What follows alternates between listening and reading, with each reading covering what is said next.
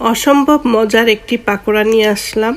আর এই পাকোড়াটা খাওয়ার পরে অন্য পাকোড়ার স্বাদ ভুলে যাবেন এবং 5 মিনিটেই এই পাকোড়াটা তৈরি করে নিতে পারেন। চা বসানোর আগেই পাকোড়া তৈরি হয়ে যাবে। তো যেভাবে আমি পাকোড়াটা তৈরি করলাম, নিয়ে নিলাম 2 কাপ মুড়ি, এরপরে দিয়ে দিলাম একটি পেঁয়াজ কুচি, দিয়ে দিলাম ফ্রেশ ধনেপাতা কুচি, দিয়ে দিচ্ছি 2 কাঁচামরিচ কুচি। ঝালটা যার যার স্বাদ অনুযায়ী কম বেশি দিয়ে নেবেন।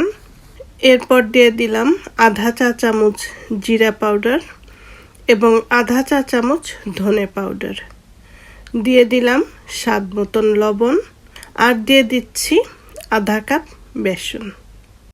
তো এখন এই সবগুলো একটু মেখে নিব আর পেঁয়াজগুলো একটু মেখে নরম করে নিব। নর্মাল পানি অল্প অল্প করে দিয়ে গুলে নিব। আর যদি মনে হয় বেসনের পরিমাণটা বেশি লাগবে তাহলে সেটাও দিয়ে নেবেন, আর মুড়ি অনুযায়ী বেসনটা দিয়ে নেবেন। তো পানি দিয়ে এটা গুলে নিচ্ছি।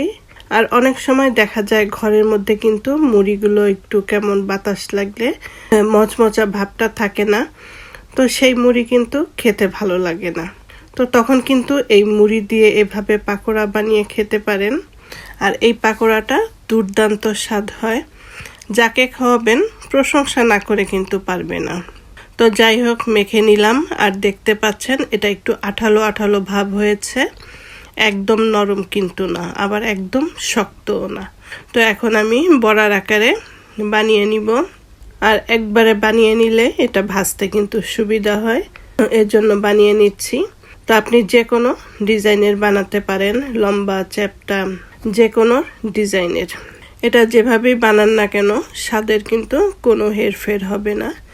তো এক এক করে সবগুলো বড়ার মতন করে আমি পাকোড়াগুলো বানিয়ে নিলাম।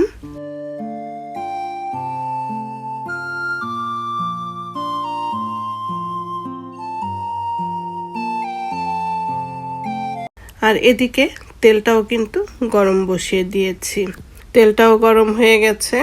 এখন এই পাকোড়াগুলো আমি তেলের মধ্যে দিয়ে দিচ্ছি।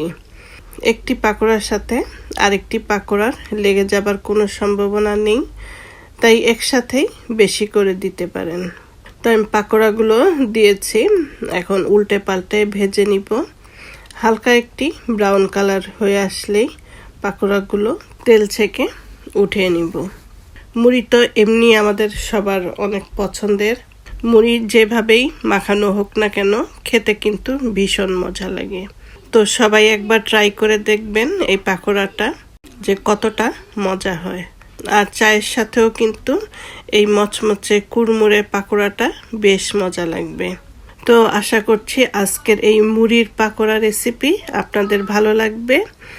আর ভালো লাগলে স্বপ্নকথা চ্যানেলের পাশে রয়ে যাবেন।